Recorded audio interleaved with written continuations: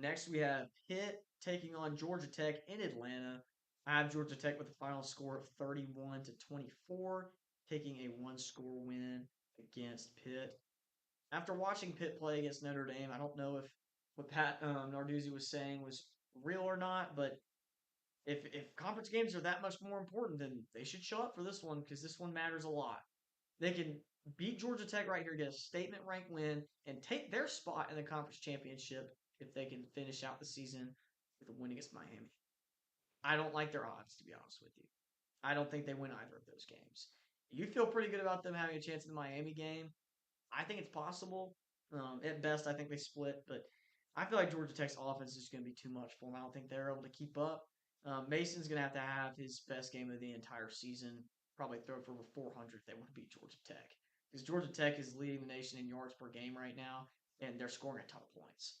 So defense doesn't even really have to be a factor if you can do what they're doing on offense. Yeah, I like Georgia Tech too. They've played really well at home this year, and I don't think Pitt's that great of a team.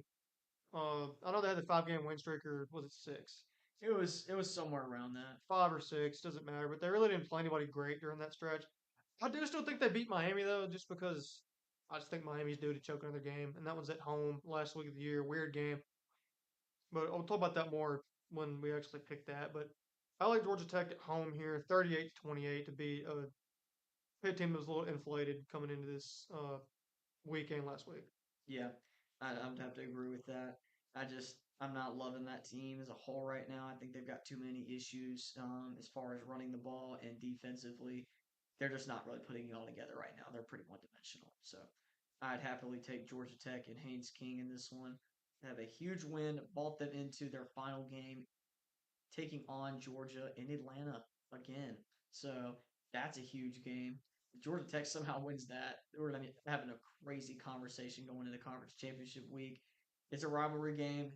No telling what could happen. Like last year, we could have an insane game, but I think Georgia Tech probably will drop that game and end up being 10-2 heading into conference championship week.